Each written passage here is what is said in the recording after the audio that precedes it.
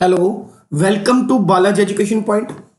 Basically guys, आज का जो हमारा वीडियो रहने वाला है वो ज्योग्राफी का पार्ट 5 है, जिसमें हम लोग इंडियन ज्योग्राफी को स्टडी करने वाले हैं।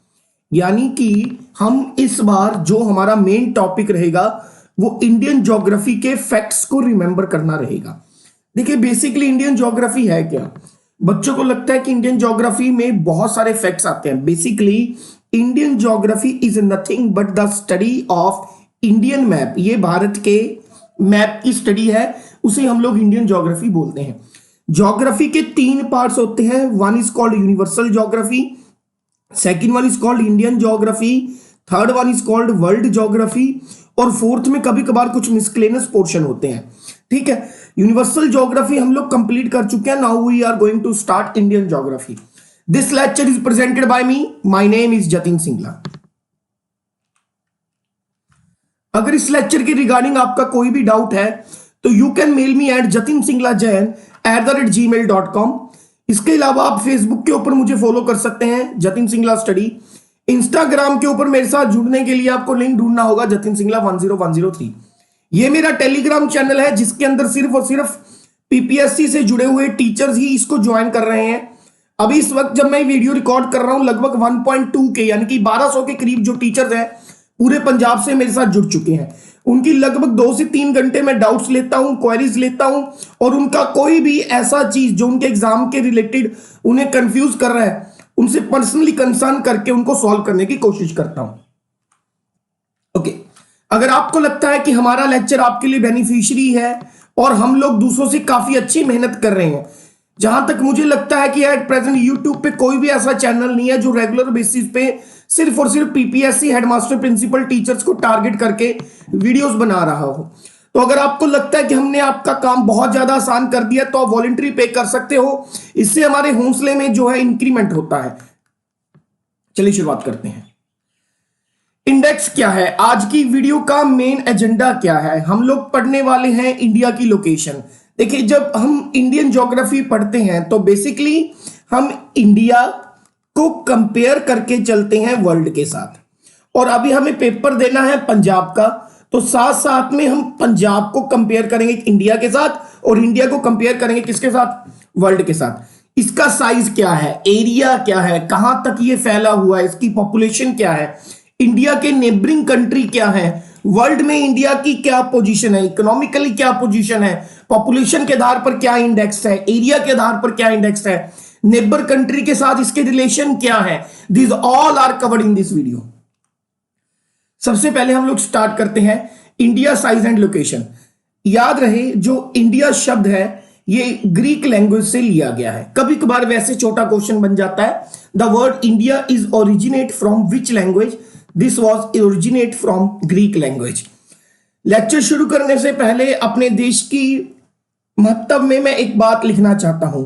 एक बार इंदिरा गांधी ने राकेश शर्मा से पूछा कि आसमान से ऊपर से हमारा देश कैसा लगता है। अगर आपको पता हो, राकेश शर्मा स्पेस में जाने वाले पहले भारतीय थे। He was the first cosmonaut from the India. ठीक है, तो राकेश शर्मा का बयान था, सारे जहां से अच्छा हिंदुस्तान हमारा। ठीक है जी, प्राउड करिए कि आप इंडियन हैं। हर एक देश में कोई ना कोई कमी जरूर होती है, तो इसका मतलब ये नहीं है कि हम अपने देश को प्यार ना करें। ठीक है जी, हमारे देश के याद रखिएगा, हमारे देश का अगर आप मैप देखते हो तो आपको क्राउन की तरह कश्मीर चमकता हुआ दिखाई देता है। आपको बे ऑफ बंगाल दिखाई देता है पूर्व की तरफ, यानी कि बंगाल की खाड़ी। अरब सागर दिखाई देता है पश्चिम की तरफ। एडम्स ब्रिज दिखाई देता है साउथ की तरफ। ठीक है जी, नेक्स्ट चलते हैं। ये सारी बातें आपको जब जैसे जैसे मैप देखते जाएंगे ना, समझ में आती रहेंगी। एक बात मैं आपको क्या समझाना चाहता हूं, या तो अगर देखिए इस समय आप मैप खरीद सकते हैं इंडियन ज्योग्राफी का, इंडिया का एक मैप खरीद लीजिए। जहां पर आप अपने घर पे सबसे ज्यादा समय स्पेंड करते हैं वहां पर इसको चिपके लीजिएगा, वहां पर इसको लगा लीजिए, ताकि आते जाते आपकी इसके ऊपर नजर पड़े। मान लीजिए अगर आप एक वर्किंग वुमेन है तो किचन के अंदर लगा लो, ताकि इसको ज्यादा से ज्यादा बार देख सको। जितनी ज्यादा बार देखोगे हर एक चीज मैप की, उतनी बार आपको याद होती रहेगी। या फिर जिस कमरे में आप सोते हो उस कमरे में लगा लीजिए, जहां पर ज्यादा से ज्यादा बार आप उठो उसको देखो तो मैप आपको याद होगा। या इससे भी आसान तरीका क्या है, अपना फोन उठाइए, आजकल हर एक के पास एंड्रॉयड फोन है, जियो का नेट है, हर एक के पास नेट अवेलेबल है। अपने फोन के वॉलपेपर पे इंडिया का मैप डाउनलोड करके गूगल से लगा लीजिए, दिन में 10-12 बार उसको साइड से बटन दबाकर देखते रहिए ताकि आपको पूरी तरीके से इंडिया का मैप याद हो जाए। ठीक है जी, चलिए शुरुआत करते हैं। सबसे पहले हम लोग देखने वाले हैं लोकेशन। आई होप आपने ज्योग्राफी की पहली चारों वीडियो को अच्छे से समझा होगा, क्योंकि उनका इस्तेमाल इसमें होने वाला है। पहली लाइन में याद रखिए कि अगर मैं इंडिया को वर्ल्ड से कंपेयर करता हूं तो इंडिया जो है नॉर्थ हेमिस्फीयर यानी कि उत्तरी गोलार्ध के अंदर पाया जाता है। India completely lies in the north hemisphere. इसका मतलब क्या है, यहां पर देखिएगा, अगर आपको याद होगा ये 0 डिग्री पे क्या होता है, इक्वेटर यानी कि भूमध्य रेखा।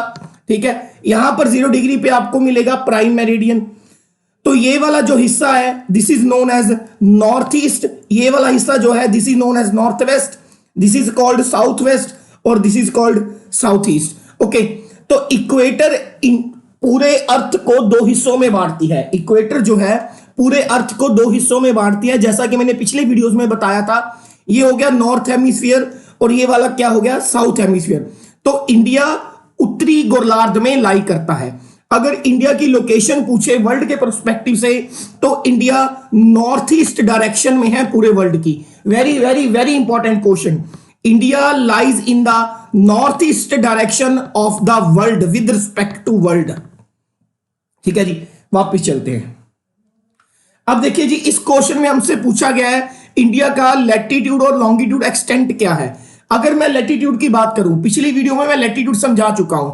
लैटिट्यूड एक्सटेंट की बात करूं तो 8 डिग्री 4 मिनट से लेकर 37 डिग्री 6 मिनट तक फैला हुआ है। और अगर मैं लॉन्गिट्यूड की बात करूं 68 डिग्री 7 मिनट ईस्ट से लेकर 97 डिग्री 25 मिनट ईस्ट तक फैला हुआ है। यहां से भी आप देख सकते हैं कि भारत नॉर्थ और ईस्ट के अंदर है पूरे वर्ल्ड में। इसका मतलब क्या है, इसको जरा ध्यान से समझते हैं मैप की अकॉर्डिंग।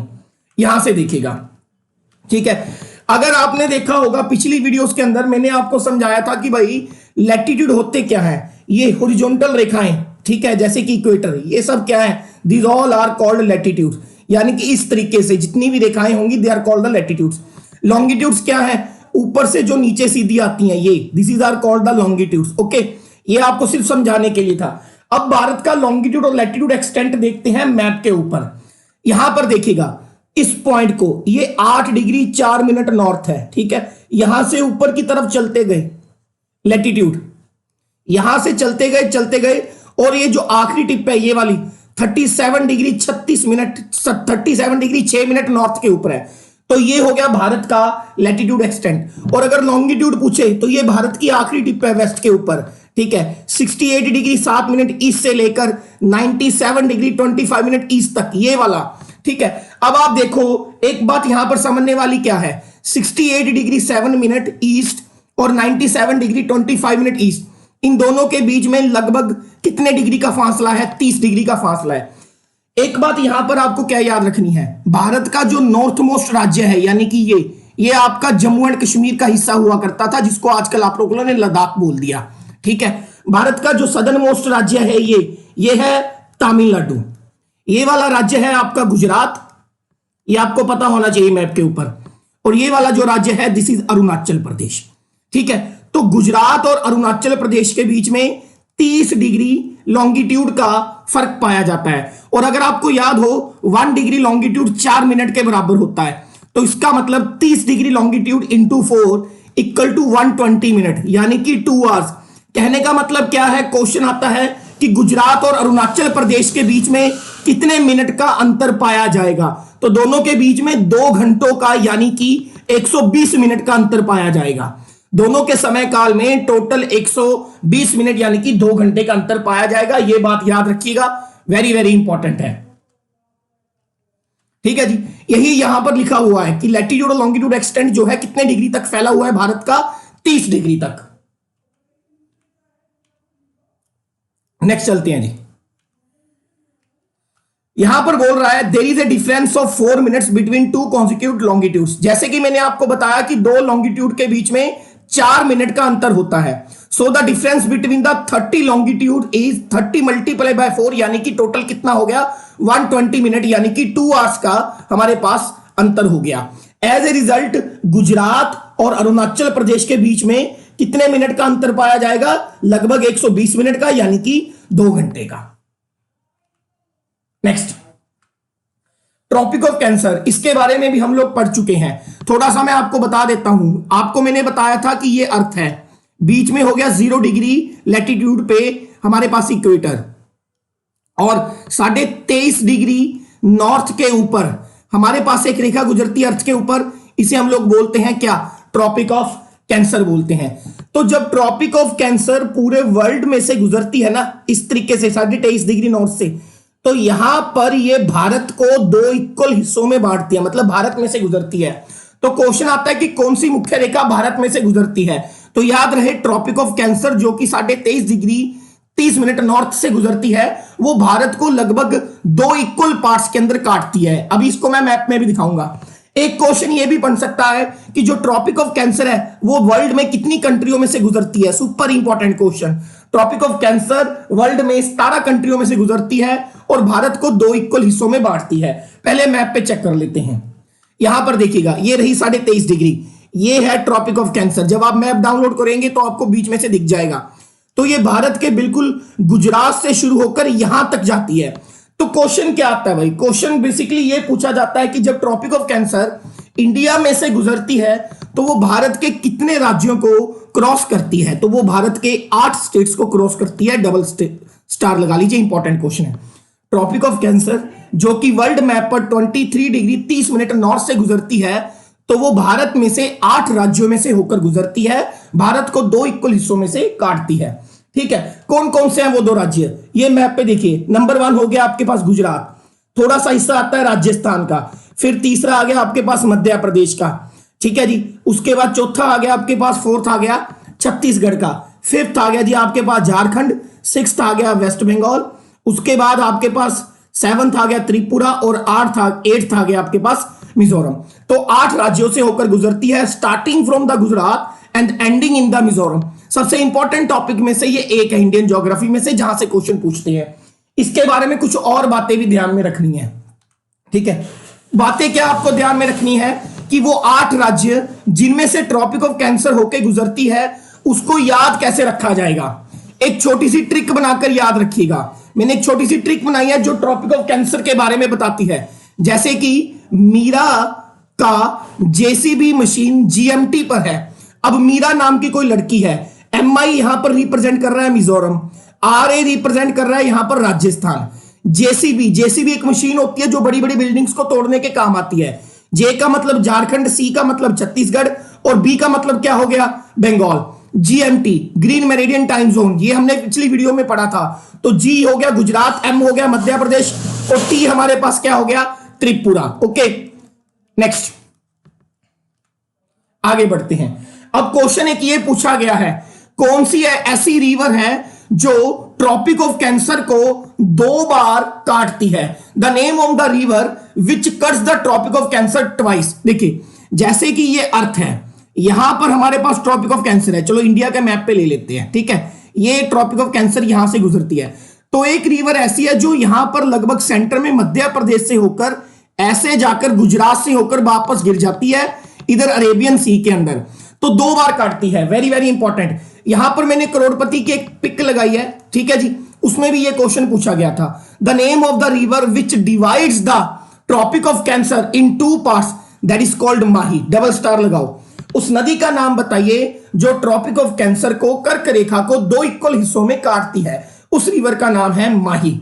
और ये मध्य प्रदेश में एक जगह है, एक पर्वत श्रृंखला है, विंध्याचल पर्वत श्रृंखला, वहां से शुरू होती है। अब यहां से देख लेते हैं। Mahi river is the only river in India that cut the Tropic of Cancer twice. ठीक है जी, first in Madhya Pradesh from where it flows towards Rajasthan and enters Gujarat where it cut for the second time. यानी कि मध्य प्रदेश से शुरू होकर ये गुजरात की तरफ बढ़ती है और मध्य प्रदेश में पहली बार काटती है और गुजरात में दूसरी बार। बेसिकली क्वेश्चन आपको क्या याद रखना है कि ट्रॉपिक ऑफ कैंसर भारत के 8 राज्यों में से जो है निकलती है। ठीक है जी, और कौन सी ऐसी रिवर है जो ट्रॉपिक ऑफ कैंसर को 2 बार काटती है? वो है माही रिवर। माही रिवर विंध्याचल रेंज मध्य प्रदेश से स्टार्ट होती है। पहली बार मध्य प्रदेश पे काटती है और दूसरी बार कहां पर काटती है? गुजरात के अंदर। ठीक है जी, इंपॉर्टेंट क्वेश्चन है। ठीक है, एक बार फिर से ट्रॉपिक ऑफ कैंसर से जुड़े हुए सारे फैक्ट देखते हैं। Number 1, Tropic of Cancer world में कितने डिग्री से पास होती है? 23.5 डिग्री नॉर्थ के ऊपर। कितनी कंट्रियों को काटती है? 17 कंट्रियों को। इंडिया को कितने हिस्सों में बांटती है? 2 हिस्सों में। भारत के कितने राज्यों में से पास होती है? 8 राज्यों में से। Gujarat, Rajasthan, Madhya Pradesh, Chhattisgarh, Jharkhand, waste Bengal, Tripura and Mizoram. और उसके बाद मैंने आपको इसको याद रखने का एक ट्रिक बताया था, मीरा याद रखना है, जेसीबी और जीएमटी। ठीक है जी, ये याद रखिए, वेरी वेरी इंपॉर्टेंट क्वेश्चन है। नेक्स्ट, और कौन सी रिवर है जो ट्रॉपिक ऑफ कैंसर को 2 हिस्सों में बांटती है? That is called Mahi river. Next, अब क्वेश्चन क्या आता है, जैसे अब मैं आपको एक बात समझाने की कोशिश करता हूं।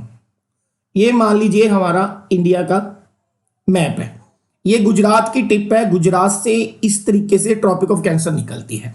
ठीक है जी, तो अब इसमें 8 राज्य आते हैं, गुजरात आता है, राजस्थान आता है, मध्य प्रदेश आता है, मिजोरम आता है, वेस्ट बंगाल आता है। तो बहुत सारे स्टेट्स के सिटी आते होंगे इस लाइन के ऊपर। तो कौन सी ऐसी सिटी है और वो किस स्टेट की है जो ट्रॉपिक ऑफ कैंसर के बिल्कुल पास में है? तो याद रखें, उदयपुर। उदयपुर एक सिटी है त्रिपुरा के अंदर। ठीक है, वैसे उदयपुर एक सिटी राजस्थान में भी है, लेकिन हम उस राजस्थान वाली उदयपुर का बात नहीं कर रहे। उदयपुर एक सिटी है जो त्रिपुरा के अंदर है और ये ट्रॉपिक ऑफ कैंसर के बिल्कुल नियरेस्ट होती है। ये क्वेश्चन 2-3 बार इनकम टैक्स, एक्साइज टैक्स के अलग अलग एग्जाम में पूछा गया है, डबल स्टार। नेक्स्ट देखते हैं, अगले फैक्ट में हमें भारत के एरिया के बारे में याद करना है। देखिए, एरिया बेसिकली होता क्या है, जो नॉन मैथ बैकग्राउंड से है, एक को अगर आप लेंथ मान लें और एक को आप ब्रेड्थ मान लें और लंबाई गुना चौड़ाई यानी कि लेंथ इनटू ब्रेड्थ कर दें तो जो बनेगा दैट इज कॉल्ड एरिया। तो भारत की लंबाई गुना चौड़ाई अगर हम कर दें तो भारत का जो टोटल एरिया बनता है वो बनता है 3.28 मिलियन स्क्वायर किलोमीटर। ठीक है, भारत के पास जो एरिया है वो पूरे वर्ल्ड के एरिया का 2.4% है। The total area of India is 2.4% of the total area of the world. इसका मतलब क्या है, अगर पूरी दुनिया में 100 किलोमीटर स्क्वायर का एरिया होता तो उसमें लगभग 2.4 किलोमीटर स्क्वायर का एरिया किसके पास है? इंडिया के पास है। Very very important question. और इंडिया जो है वर्ल्ड में एरिया के अकॉर्डिंग 7th लार्जेस्ट कंट्री है। एक बार एक एग्जाम हुआ था PSPCL LDC, Punjab State Power Corporation Limited, LDC low division clerk, बिजली विभाग का। उसमें क्वेश्चन पूछा गया था कि कौन सी कंट्री है जो एरिया की टर्म में इंडिया को फॉलो करती है। जैसे कि मैंने आपको बताया कि इंडिया 7th पोजीशन पर है, तो कौन सी कंट्री इसको फॉलो करती है? तो वो है अर्जेंटीना। बेसिकली पहली 8 कंट्री तो आपको याद रखनी पड़ेंगी। ठीक है जी, पहली कंट्री जो एरिया वाइज सबसे बड़ी है वो है रशिया, नंबर 2 पे कनाडा, नंबर 3 पे चाइना, नंबर 4 पे यूनाइटेड स्टेट्स, नंबर 5 पे ब्राजील, नंबर 6 पे ऑस्ट्रेलिया, नंबर 7 पे इंडिया और नंबर 8 पे अर्जेंटीना। एक बात और याद रखिएगा, जब आप कंट्रीज को याद रखें तो साथ में ट्राई करिएगा कि आप उसकी कैपिटल को भी याद रखें। जैसे कि रशिया की कैपिटल है मॉस्को, कनाडा की कैपिटल है ओटावा, चाइना की कैपिटल है बीजिंग, यूनाइटेड स्टेट्स की कैपिटल है वॉशिंगटन डीसी, ब्राजील की है ब्राजीला, ऑस्ट्रेलिया की है कैनबरा, इंडिया की होगी न्यू दिल्ली। ठीक है, अर्जेंटीना की है ब्यूनोस एरिस, ब्यूनोस एरिस। इस तरीके से जब भी आप इंडियन ज्योग्राफी पढ़े तो आपको आगे करंट अफेयर में और अलग अलग वर्ल्ड ज्योग्राफी के अंदर लोकेशन याद रखने में हेल्प मिलेगी। हर एक कंट्री की साथ में कैपिटल जरूर याद रखिएगा। तो इंडिया का जो टोटल एरिया है वो 3.28 मिलियन स्क्वायर किलोमीटर है, जो पूरे वर्ल्ड का 2.4% है। और इंडिया जो है वर्ल्ड की 7th लार्जेस्ट कंट्री है और दुनिया की सबसे बड़ी कंट्री एरिया वाइज रशिया है। ठीक है जी, ठीक है भाई। अगर पॉपुलेशन वाइज पूछे तो दुनिया की सबसे बड़ी कंट्री पॉपुलेशन वाइज है चाइना, और दूसरे नंबर पर पॉपुलेशन वाइज है इंडिया, और तीसरे नंबर पर पॉपुलेशन वाइज है USA, United states of America. बस ये 3 आपको याद रखनी है पॉपुलेशन वाइज। ओके, नेक्स्ट देखते हैं जी, इंडियन स्टैंडर्ड मेरिडियन। अब आपको याद होगा हमने जीएमटी पढ़ा था, मैंने उसमें पढ़ाया था कि भारत का जो टाइम जोन है वो आईएसटी है, इंडियन स्टैंडर्ड टाइम जोन। ठीक है, तो अब भाई मैप से देखते हैं, यहां से क्लियर ज्यादा होगा। ये वो रेखा है जिसको हमने अपना भारत का बेसिक टाइम जोन माना हुआ है, IST, Indian standard time zone. Indian standard time zone जो है, ठीक है, लगभग 82.5 डिग्री ईस्ट से होकर गुजरती है। ठीक है जी, या तो ये कह लो 82 डिग्री 5 मिनट ईस्ट से होकर ये गुजरती है, 82.5 डिग्री ईस्ट से होकर ये गुजरती है। ठीक है जी, जब ये गुजरेगी, ये लाइन देखिए यहां से जा रही है, तो ये किसी ना किसी भारत की स्टेट्स में से क्रॉस होगी, तो ये भारत की 5 स्टेट्स में से क्रॉस होती है।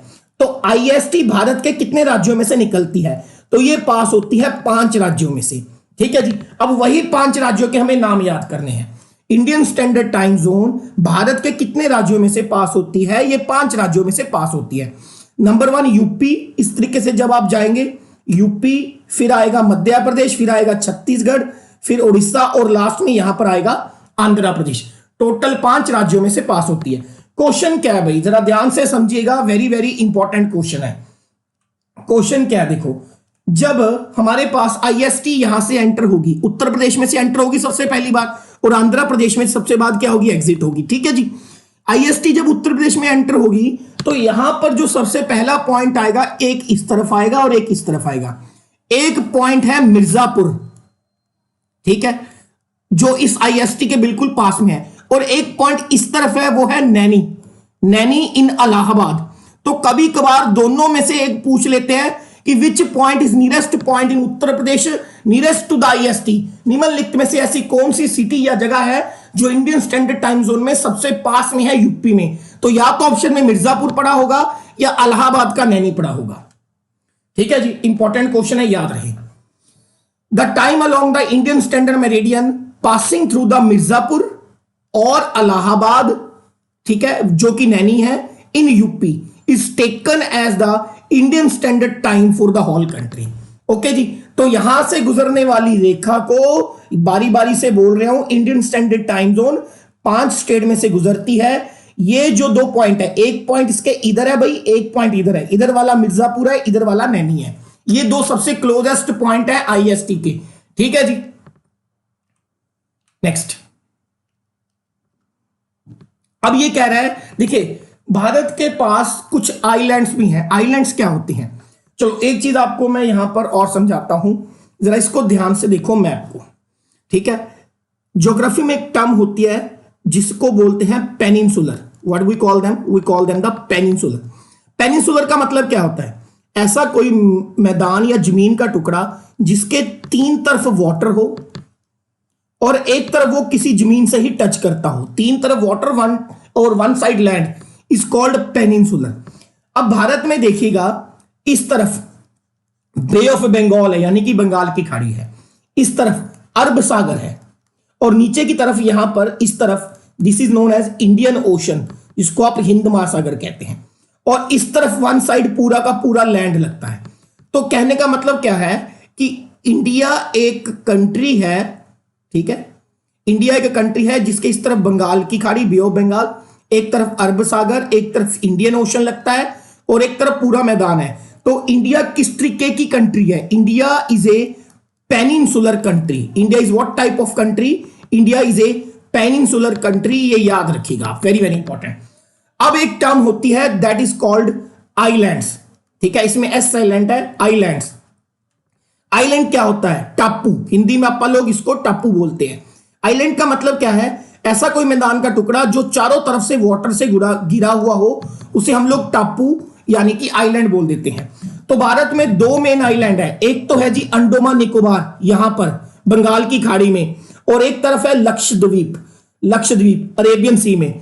ठीक है जी, तो ये कह रहा है कि साउथ ईस्ट में अंडोमान और निकोबार आइलैंड पाया जाता है जो कि बे ऑफ बंगाल है, और साउथ वेस्ट में देखो ये डिवाइड कर लेते हैं इंडिया को, ये हो गया नॉर्थ, ये क्या हो गया यहां तक साउथ, ये हो गया ईस्ट, और ये क्या हो गया वेस्ट।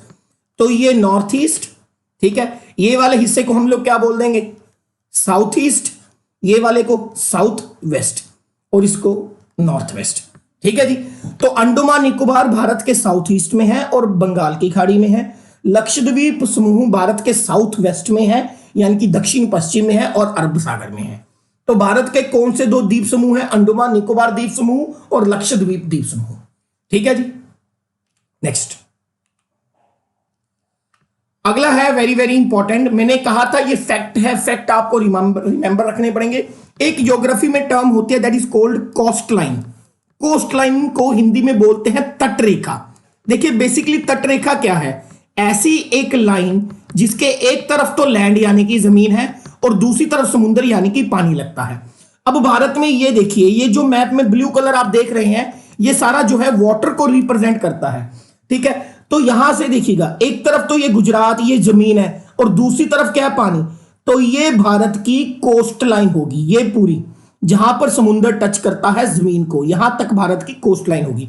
अब क्वेश्चन क्या पूछा जाता है गाइज कि भारत की जो तट रेखा है, तट रेखा पर भारत के कितने राज्य हैं, या फिर ये कह लीजिए कि भारत की जो कोस्ट लाइन है वो कितने राज्यों से होकर गुजरती है। तो वो गुजरती है 9 स्टेट्स को।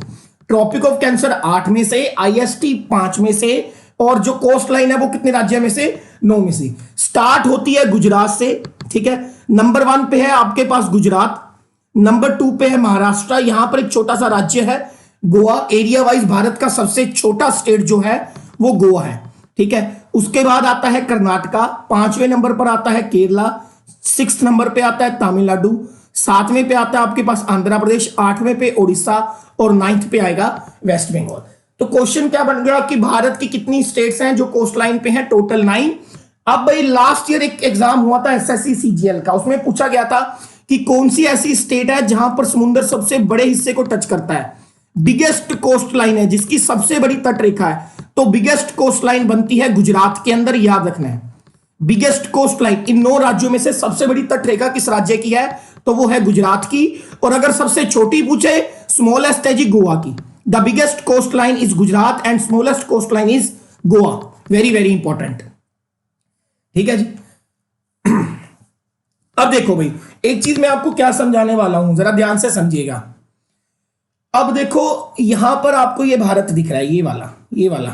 ठीक है, ये भारत आपको दिख रहा है। ये जो गुब्बारे जिस आपको दिख रहा है ये श्रीलंका है, ये इंडिया नहीं है। इस भारत को, ये वाले भारत को हम बोलते हैं मेनलैंड इंडिया। मेनलैंड, मुख्य भारत, इसको बोलते हैं मेनलैंड इंडिया। मेनलैंड इंडिया इसको क्यों बोलते हैं, यहां से इतना बड़ा समुद्र पड़ता है तो, और भारत का कुछ हिस्सा यहां पर भी है, अंडोमान निकोबार, और कुछ हिस्सा यहां पर आप दाने देख रहे होंगे लक्षद्वीप, कुछ हिस्सा ये भी है। तो ये भारत के मुख्य हिस्से से काफी दूर है। तो जब भी हमें सिर्फ इस हिस्से की बात करनी होती है तो इसको हम मेनलैंड इंडिया बोलते हैं। ठीक है, अगर मैं सिर्फ मेनलैंड इंडिया की कोस्ट लाइन की बात करूं, यानी कि सिर्फ ये वाले हिस्से की, ठीक है, सिर्फ अगर मेनलैंड हिस्से की कोस्ट लाइन की बात करूं तो वो है 6100 किलोमीटर।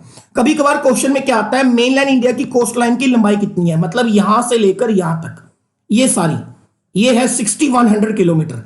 लेकिन अगर मैं ये देखिए अंडोमान निकोबार की भी कोस्ट लाइन ऐड कर दूं, लक्षद्वीप की भी सबकी कोस्ट लाइन ऐड कर दूं, तो टोटल जो कोस्ट लाइन बनती है वो बनती है लगभग 75-16 किलोमीटर। ठीक है, 7516 किलोमीटर। मेनलैंड भारत की जो कोस्ट लाइन है वो 6100 किलोमीटर है, और जो mainland Bharat plus Andaman Nicobar plus Lakshadweep द्वीप समूह की अगर मैं ऐड कर दूं तो total coastline of India बन जाती है 75-16 kilometre. Am I clear? Next, अब भारत का स्ट्रेच क्या है, ये पॉइंट हो गया जी नॉर्थ, ये पॉइंट क्या हो गया साउथ। अगर मैं यहां पर डायरेक्टली नॉर्थ से साउथ आऊं, ठीक है जी, ठीक है, तो ये लगभग बनता है 3214 किलोमीटर। यानी कि भारत का नॉर्थ से साउथ जो स्ट्रेच है, फैलाव है, वो 3214 किलोमीटर है। अगर इस पॉइंट, गुजरात के इस पॉइंट से यहां तक सीधा अरुणाचल प्रदेश तक जाऊं तो ये बनता है लगभग 2933 किलोमीटर। ठीक है, नॉर्थ टू साउथ एक्सटेंट है भारत का 3214 किलोमीटर। ठीक है, और साउथ लेकर ये हमारा क्या बोलते हैं, ईस्ट टू वेस्ट जो हमारा एक्सटेंट है वो है 2933 किलोमीटर। कुछ बातें आपको और बताता हूं, ध्यान से समझिए। ये वाला जो पॉइंट है जो आखिर में है, मेनलैंड इंडिया का southern most point, this is known as Kanyakumari. Kanyakumari and Cape Comorin, also known as Cape Comorin, Tamil Nadu में है। ठीक है जी, ये वाला जो पॉइंट है जो सबसे भारत का नॉर्थ का आखिरी पॉइंट है, this is known as Indira Col. Indira Col Bharat का north most point, Indira Col. ठीक है, भारत का वेस्टर्न मोस्ट पॉइंट, ये इस पॉइंट को बोलते हैं गुहार Moti. Guhar Moti, also known as Sir Creek point, also known as Sir Creek point. ठीक है, ये वाला जो भारत का ईस्टर्न मोस्ट पॉइंट है, जिसके बाद भारत की पूर्व में बाउंड्री खत्म हो जाएगी। This is known as Kibithu, ठीक है, कबितु। प्रोनाउंसिएशन अपनी अपनी हो सकती है, Kibithu, this is known as Kibithu Arunachal Pradesh. तो भारत के आखिरी पॉइंट पूछ लेते हैं, फिर से समझा देता हूं। ये नॉर्थ, ये साउथ, ये ईस्ट, ये वेस्ट। नॉर्थ वाला इंदिरा कॉल, साउथ वाला यहां पर जो है मेनलैंड भारत का सदर मोस्ट पॉइंट जो है Kanyakumari, Cape Comorin Tamil Nadu. Western most Sir Creek point और गुहार मोती जो कि गुजरात में है। ईस्टर्न मोड जो कि हमारा अरुणाचल प्रदेश में है, this is known as Kibithu, ठीक है। देखिए अगर पूछे भारत के मेनलैंड का सदर्न मोस्ट पॉइंट कौन सा है, तो ये हो गया कन्याकुमारी। लेकिन एक्चुअल में भारत का जो सदर्न मोस्ट पॉइंट जाता है वो यहां पर जाता है, ठीक है, this is known as Indira point. Indira point. अगर वो इस पॉइंट के बारे में पूछेगा तो वो पूछेगा southern most point of mainland India.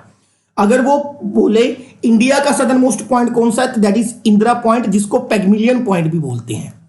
पेगमिलियन point भी बोलते हैं, इंदिरा गांधी के नाम पर रखा गया है। और ये अंडोमान निकोबार में है, यहां पर एक जो है लाइट हाउस बनाया गया।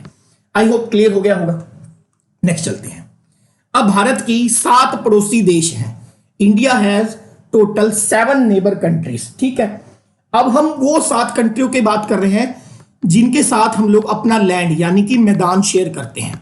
याद रखने की ट्रिक क्या है, जो मैं बताऊं वही आपको फॉलो करनी है। याद रखने की ट्रिक क्या है, BCPN, बचपन MBA, कि बचपन में ही आपने क्या कर डाली, MBA। B stand for Bangladesh, BCPN बचपन MBA। C का मतलब चाइना, P का मतलब पाकिस्तान, ठीक है, N का मतलब नेपाल, M का मतलब म्यांमार, B का मतलब भूटान, A का मतलब अफगानिस्तान। ये ऑर्डर याद रखना जरूरी क्यों है, BCPN बचपन MBA, ठीक है। अब भारत के 7 पड़ोसी देश हो गए, इससे वो नाम याद हो गए, बांग्लादेश, चाइना, पाकिस्तान, नेपाल, म्यांमार, भूटान, अफगानिस्तान। दूसरी बात भाई क्या याद रखनी है, ये ऑर्डर वो है जिस ऑर्डर में हम लोग बाउंड्री शेयर करते हैं अपनी पड़ोसी कंट्रियों के साथ। कहने का मतलब क्या है कि अगर बांग्लादेश नंबर 1 पे है तो इसका मतलब है कि इंडिया अपना सबसे बड़ा बॉर्डर जो है, सीमा जो है, वो बांग्लादेश के साथ शेयर करती है। लगभग 4096 किलोमीटर का बॉर्डर बांग्लादेश के साथ है। लगभग 3500 किलोमीटर के करीब का बॉर्डर चाइना के साथ है और लगभग 3300 किलोमीटर का बॉर्डर इंडिया का पाकिस्तान के साथ है। सबसे छोटा बॉर्डर अगर मैं POK, पाक ऑक्युपाइड कश्मीर को इंक्लूड कर दूं तो लगभग 106 किलोमीटर का बॉर्डर हमारा अफगानिस्तान के साथ लगता है। तो ये ऑर्डर याद रखना है, बचपन MBA। इंडिया अपना सबसे बड़ा बॉर्डर किस कंट्री के साथ शेयर करती है, बांग्लादेश के साथ, दूसरे पे चाइना, तीसरे पे पाकिस्तान, और सबसे छोटा बॉर्डर किस कंट्री के साथ शेयर करती है, वो है आपका Afghanistan. Very very important question. अब कई जो ज्यादा इंटेलेक्चुअल हमारे भारत के स्टूडेंट है ना, वो पूछने लग जाएंगे कि सर श्रीलंका हमारा पड़ोसी कंट्री क्यों नहीं है। भाई यहां पे मैंने बोला जिनके साथ हमारी लैंड यानी कि मैदान शेयर होता है, जमीन जुड़ती है। श्रीलंका के साथ हमारी जमीन नहीं जुड़ती, यहां पर बीच में एक बहुत बड़ा समुंदर पड़ता है, वो अगली वीडियो में समझाऊंगा, ठीक है। तो श्रीलंका हमारा वाटर नेबर कंट्री है, लैंड नेबर कंट्री नहीं है। नेक्स्ट, ठीक है। अब देखो यहां पर आप अगर थोड़ा सा मैप ड्रॉ कर लो, यहां पर पाकिस्तान है, यहां पर अफगानिस्तान है। तो भाई तो पाकिस्तान और अफगानिस्तान इंडिया के नॉर्थ वेस्ट में है। नॉर्थ में चाइना, नेपाल और भूटान है, ईस्ट में म्यांमार एंड बांग्लादेश है। ये मैप से ही समझ आएगा, नहीं तो कुछ नहीं पल्ले पड़ेगा। यहां पर देखो ये हो गया Afghanistan, Pakistan 2 country, China, Nepal, Bhutan 3 country, ठीक है। ये नॉर्थ वेस्ट में हो गए, ओके, सॉरी ये नॉर्थ में हो गए, नॉर्थ वेस्ट में हो गए, और अगले वाले हमारे पास ये चाइना, नेपाल, ये नॉर्थ के अंदर हो गए। और बाकी जो बचे, एक रहा आपका म्यांमार जिसको आप बर्मा भी बोलते हो, और एक बांग्लादेश। टोटल 7 कंट्री हमारे ऐसे हैं जिनके साथ हमारी जमीन टच होती है। श्रीलंका के साथ हमारी जमीन टच नहीं होती, इनके साथ हमारा बीच में समुंदर पाया जाता है, याद रखने वाली बात है, ठीक है। यहां पर नीचे ये है इंडियन ओशन और ये है आपका अरब सागर, ठीक है, ये है बंगाल की खाड़ी। इनको तो याद कर लो, आगे वाली वीडियो में रिवर्स करनी है कि रिवर कहां पर जाकर गिरती है, तो ये सब कुछ काम आने वाला है, ठीक है जी। अब एक बात और बता देता हूं, इंडिया और पाकिस्तान के बीच में जो बॉर्डर पड़ता है उसका जो मुख्य नाम है उसको हम बोलते हैं red Cliff line. Name of the boundary between India and Pakistan, red Cliff line. अगर पूछे name of the border between India and China, ये इंपॉर्टेंट क्वेश्चन है, ठीक है, sir McMahon line, sir McMahon line, sir McMahon line. अगर एक question पूछे the border between Pakistan and Afghanistan, Pakistan और अफगानिस्तान के बीच में पड़ने वाले बॉर्डर का नाम क्या है? Durand line, DURAND, Durand line. ये तीन मुख्य रेखाओं का बॉर्डर आपको याद रखना है। इंडिया और पाकिस्तान के बीच में रेड क्लिफ, इंडिया और चाइना के बीच में सर मैकमोहन लाइन, पाकिस्तान और अफगानिस्तान के बीच में Durand line. Next, which country India has the longest boundary? कुछ इस तरीके से क्वेश्चन आएगा, तो India has the longest boundary with your Bangladesh. Okay, next, India shares 4096 kilometre border with the Bangladesh. ठीक है, अब देखो इंडिया अपना सबसे बड़ा जो बॉर्डर है बांग्लादेश के साथ शेयर करता है, तो सभी स्टेट तो भारत के बांग्लादेश को टच नहीं करते होंगे, तो इसमें पूछा गया कि कौन कौन से स्टेट्स हैं भारत के जो बांग्लादेश को टच करते हैं। वो है 5, असम, त्रिपुरा, मिजोरम, मेघालय एंड वेस्ट बंगाल। ठीक है, इसको कैसे याद रखेंगे? एटीएम, एटीएम में हम लोग क्या करते हैं? मनी को विड्रॉ करते हैं। एटीएम मनी विड्रॉ, ए मतलब असम, टी मतलब त्रिपुरा, एम मतलब मिजोरम, अगले एम का मतलब मेघालय और डब्ल्यू का मतलब वेस्ट बंगाल। खत्म। एटीएम मनी विड्रॉ, ये वो 5 राज्य हैं जो हम लोग टच करते हैं बांग्लादेश के साथ। यहां पर देख लीजिए, ये हो गया वेस्ट बंगाल, ठीक है, मेघालय, ये हो गया असम, ठीक है, ये हो गया त्रिपुरा और ये हो गया मिजोरम। नेक्स्ट, अब जैसे पंजाब जो है एग्जाम्पल के तौर पर समझाता हूं, हरियाणा को टच करता है, हिमाचल को टच करता है, जम्मू एंड कश्मीर को टच करता है, ठीक है जी, चंडीगढ़ को टच करता है। तो क्वेश्चन क्या आएगा कि भारत का वो राज्य जो सबसे ज्यादा राज्यों को टच करता है वो है उत्तर प्रदेश, और ये भारत के 8 राज्यों को टच करता है। The name of the state which touch the maximum state that is called Uttar Pradesh. और कितने राज्यों को टच करता है जी? 8 को। ट्रॉपिक ऑफ कैंसर कितने राज्यों में से? 8 में से। इंडियन स्टैंडर्ड टाइम कितने राज्यों में से? 5 में से। ठीक है, कितने राज्य ऐसे हैं जो कोस्ट लाइन पे हैं? 9। यूपी कितने राज्यों को टच करता है? 8। फैक्ट है जी, याद कर लेना, जिसमें उत्तराखंड आता है, हिमाचल, हरियाणा, राजस्थान, मध्य प्रदेश, छत्तीसगढ़, झारखंड और क्या आता है? बिहार आता है। यहां पर आप मैप में देख सकते हैं, ये है उत्तर प्रदेश। उत्तराखंड को टच कर रहा है, ठीक है, हरियाणा को टच कर रहा है, इधर मध्य प्रदेश को भी टच कर रहा है, राजस्थान को टच कर रहा है, इधर अपने पास ये जाके छत्तीसगढ़ को भी टच कर रहा है, बिहार को भी टच कर रहा है, झारखंड को भी टच कर रहा है। ठीक है, नेक्स्ट, दूसरे नंबर पर जो सबसे ज्यादा स्टेट्स को टच करता है, सेकंड नंबर पर, वो है असम। ये भारत के 7 राज्यों को टच करता है। लेकिन अगर मैं पूछूं नॉर्थ ईस्ट, ठीक है, एक चीज भाई यहां पर आप देखिएगा, ये जो भारत के राज्य हैं, ये वाले, ये सिर्फ ये वाले राज्य, ये येलो कलर में, they are called north east states of India, Bharat के उत्तरी पूर्वी राज्य। ठीक है, जिसमें नागालैंड, असम, मणिपुर, मिजोरम, मेघालय ये आते हैं। अगर पूछे कि नॉर्थ ईस्ट में से कौन सा ऐसा राज्य है जो सबसे ज्यादा राज्यों को टच करता है, तो वो आपके पास असम है। नॉर्थ ईस्ट में सबसे ज्यादा राज्यों को टच करने वाला राज्य असम है, और वैसे असम पूरे भारत में सेकंड नंबर पर है, और ये 7 स्टेट्स को टच करता है। ठीक है जी, आई होप आपको ये लेक्चर पसंद आया होगा। मुझे कृपया हर एक लेक्चर की फीडबैक जरूर दीजिएगा, कोई चीज की कमी है तो जरूर बताइएगा, मेहनत करिएगा। Till then, thank you, be safe, be at home.